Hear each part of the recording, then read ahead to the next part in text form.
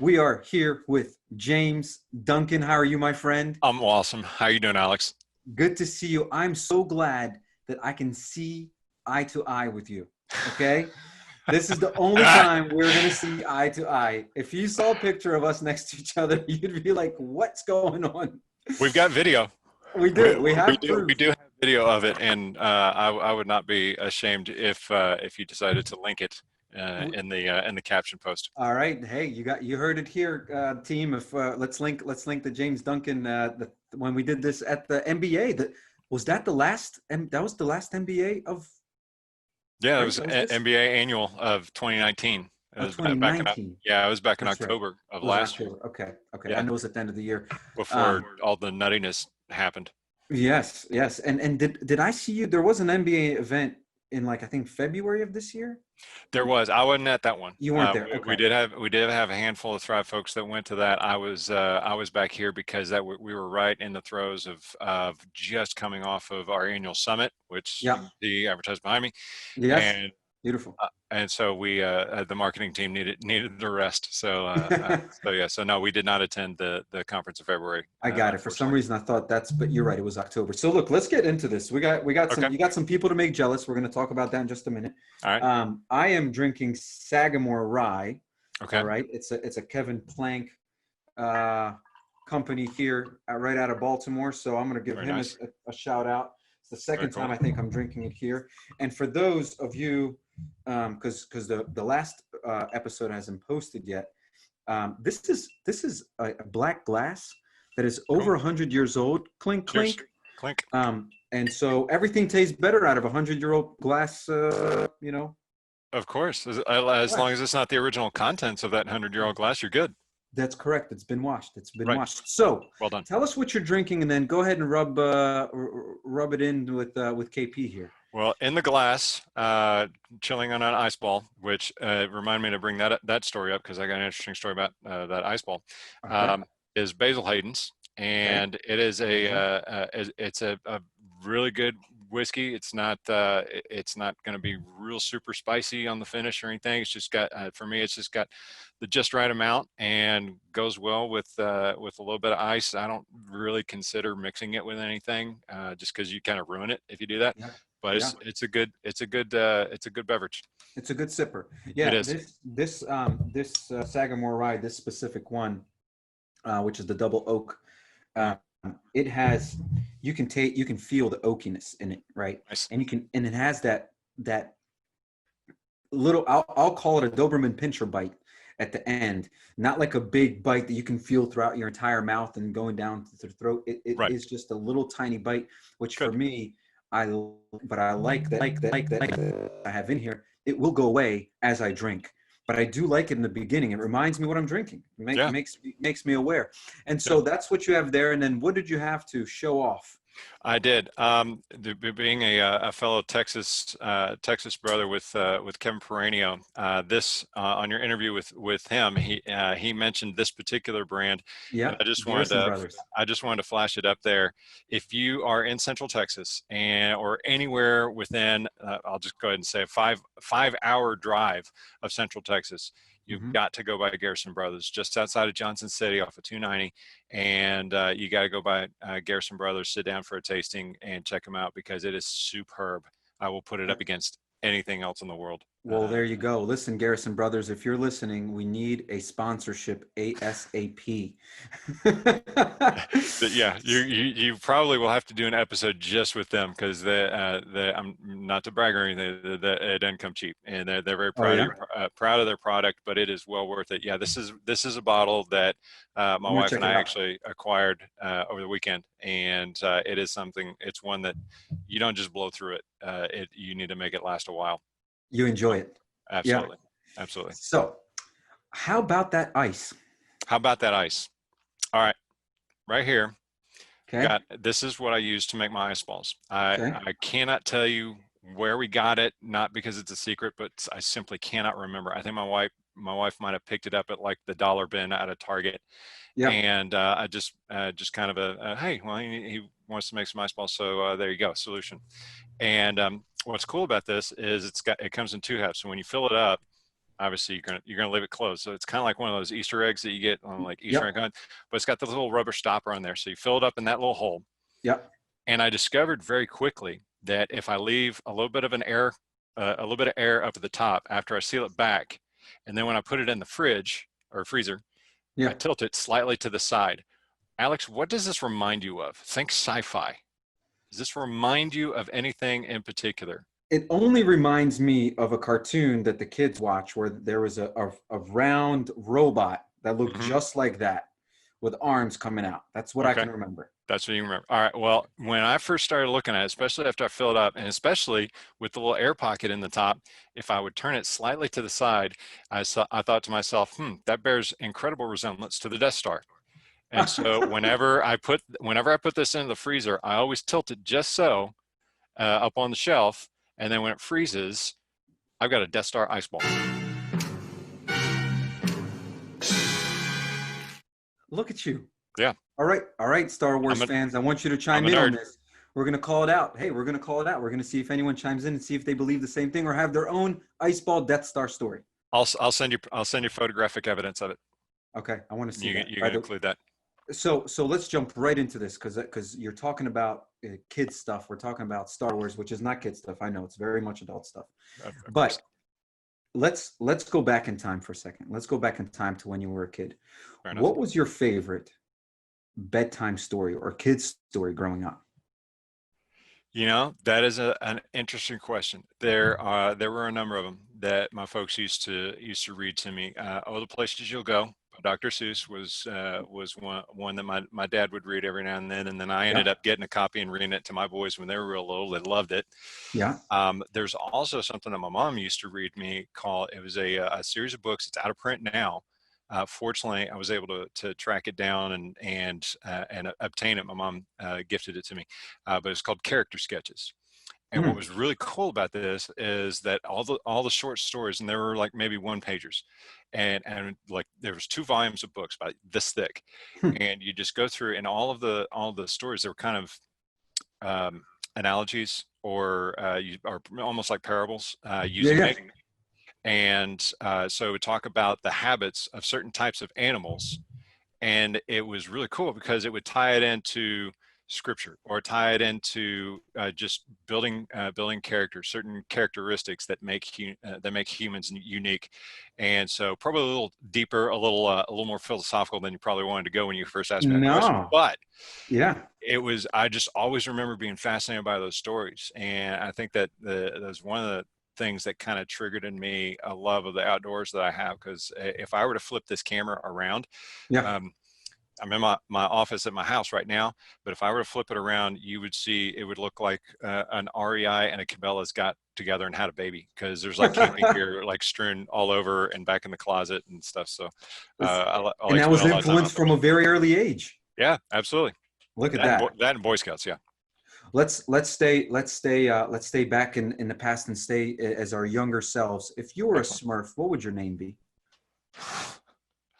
Um, I'd probably be like Twiggy Smurf or something, because I'm 6'5", so I'm kind of a tall, bean Polish kind of guy. I'd be like Groot to the rest of the Guardians of the Groot. Galaxy. I am Groot. But I'd be Groot Smurf. Groot Groot Smurf. Smurf. We'll go with that. Dude, that's the best. Sweet. I see a T-shirt in your future. Groot Maybe Smurf. Can you imagine Groot all blue with a hat on? that's kind of freaky. That's kind of freaky. That works. By the It way, works. who do you think would win in a fight, Yoda or or Groot?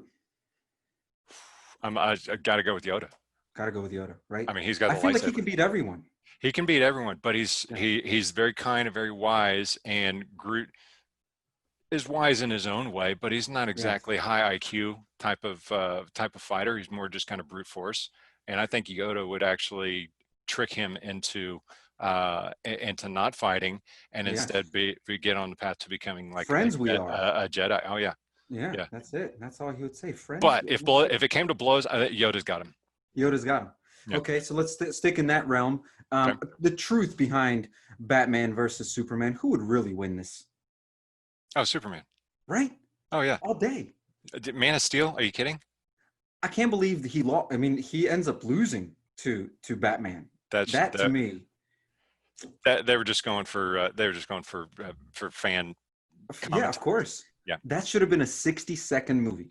It would have been like, Marvel, here's the stuff, and now Batman versus Superman. Hmm. Okay, the end. Yeah, pretty And much. Superman is just relaxing somewhere. Exactly. Yeah, this is a true story. Are you a movie guy? Yeah, for the most part. Yeah. Who's your favorite director? Oh, Christopher Nolan, Really? Okay. hands down. Okay. What's your favorite movie from him? I was hooked. I was hooked by his storytelling and his ability to capture it on film when I saw Memento Hmm. about, gosh, whenever it came out, when it came out in theaters, because I remember I was on a double date. This is when I lived up in Dallas, and I remember my date and the couple that we were with, this guy who's I've been friends with since we were in middle school. He's a great guy. Anyway, I remember we walked out of the theater in complete silence. We stood by the car for probably about 10 minutes before any of us said anything, and we just kind of looked at each other like, what did we just watch? Because we were still replaying the movie in our head, trying to figure it out. And it's like, it was just one of those just things that just blew our socks off. I had never ever seen anything like it up until that point. And I've watched that movie and I don't remember the details, but it's about to go on my list to watch again. Yeah, you gotta watch it again. And there was a trend online of folks somebody who had recut the movie Yeah. to go, like, because you know how the whole premise of the movie is that it goes in chunks in Yep. reverse order, and Yes. what happened first you actually see last in the movie.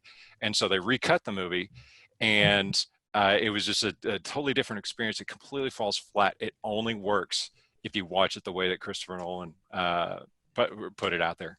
He is brilliant, and Yeah. that's gonna be a must watch. So for anyone listening, if you haven't seen that, he does put out amazing movies. So I love how you had that answer on the tip of your tongue. It was awesome. Oh yeah, Let me ask you a question. Have you ever watched Minority Report? I have read the book too that it's based on. Oh yeah, I have not read the book, but the movie.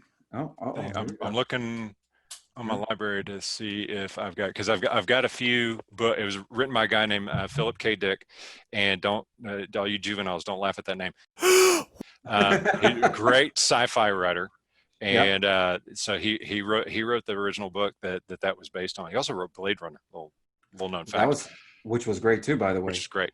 But to But me, I was going to say yeah, Minority Report. Why I brought it up, mhm, and we're futurists. We love thinking about that stuff. I think the way they portrayed the future of going to the mall and it mhm, going, "Hey, James, you're going to buy another pair of those jeans again."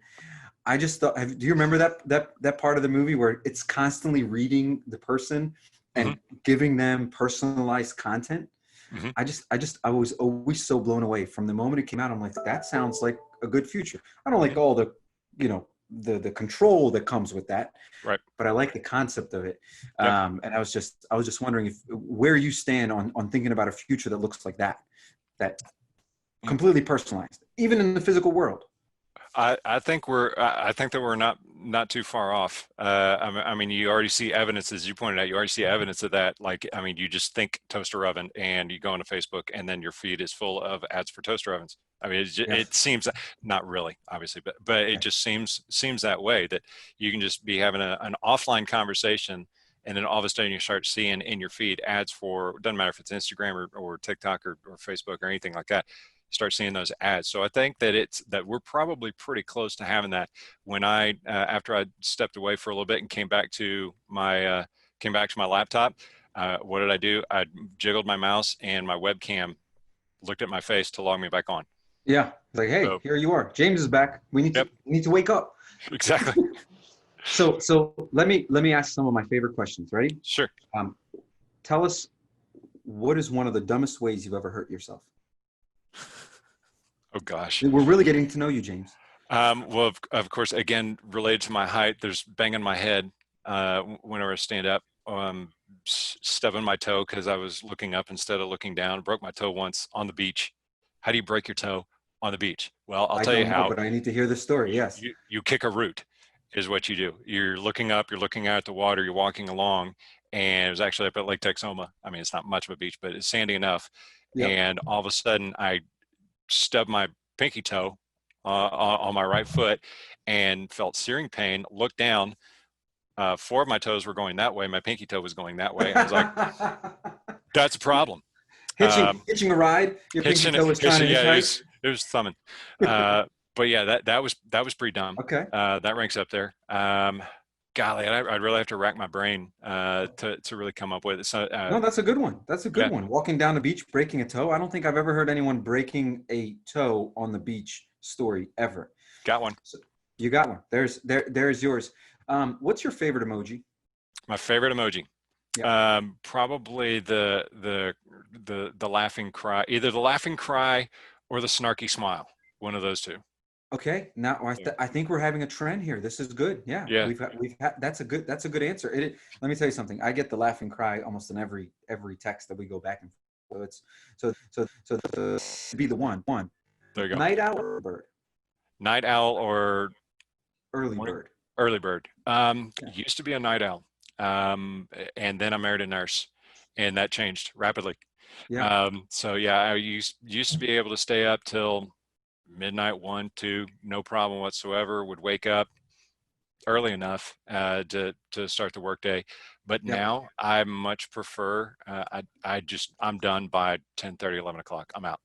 You're out. And Ring the bell. Ding. yeah, exactly. And Yeah. so, and I've gotten up, I've been kind of getting more in the habit of getting up earlier and earlier. Still takes me a half a minute to kind of shake out the cobwebs and get going. But after I get up, have first cup of coffee, grab a shower, get ready for the day, I'm hitting it. I'm ready to go. Usually by about 6:30. You're all set. I'm all set. Okay, here's one of my other favorites. I love this one because so many people have different ways to answer this question. Uh-huh. Zombie apocalypse. Who's coming with you? Family doesn't count. They're coming with you automatically, right? Kids, wife, the family's coming with you. Okay. Who else are you bringing with you on your journey? On my zombie apocalypse, probably Bear Grylls. 3 people. 3 people? Okay, You so can only bring 3 extra people. Okay, then Bear Grylls, Okay. the survival expert. Number Brilliant. one, he could make weaponized fruit. I mean, the guy's amazing with the stuff that he is the modern day MacGyver. He might be the only guy you need.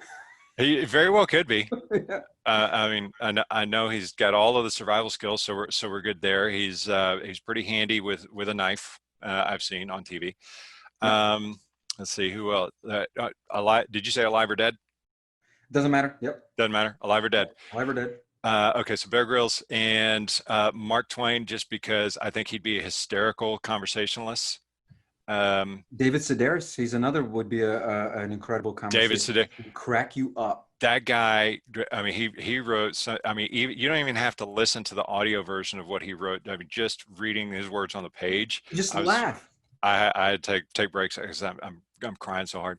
Okay, but Mark Twain, I like it. This is the best list we've had so far. I got to say. No kidding. All right. The best one. All right, and who's my third? Golly, I'm blanking on a third.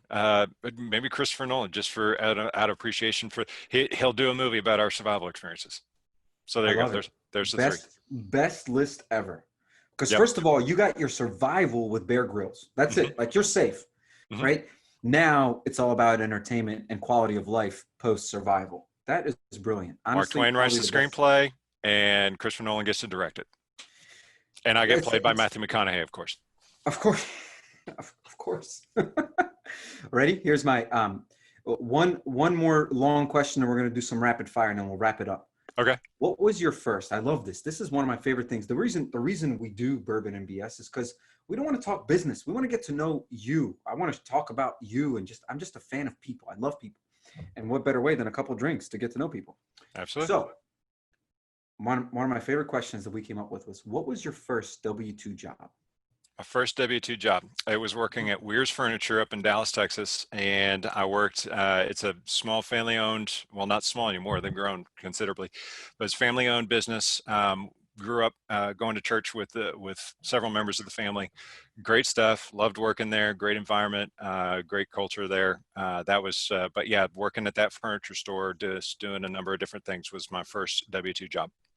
So were you selling furniture, or what were you doing there Well, specifically? at this particular location, they had the main furniture store, which got your sofas and chairs and beds, dining room sets, and all that stuff. But then they also had a second part. It was called the country store. I worked back in the country store. So the country store was where people, after they went and got the big stuff, they'd come into the country store to get all the knickknacks, picture frames, candles, all the accoutrements that went on top of the or inside the bigger pieces of furniture that they got out on the main showroom. So okay, so that's what. Wow, that's a good one. That's a good Yeah, one. And it's always interesting for that. Why I love it so much is where you start your your career and working. It's never where you end up. And most so far most we've cases, heard yeah. all kinds of things, and it's really incredible. Okay, here we go. It's my favorite part. All right, Rapid fire. Ready? hit There's me. going to be some rapid fire questions. They're going to be Okay, quick. Let me get them all in front of me. blue, Cats or dogs?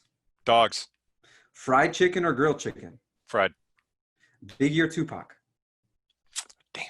Um, I I go know. with Tupac. I go with Tupac. All right, good. I think we're having a 50-50 there. Mike Tyson or Holyfield? Holyfield.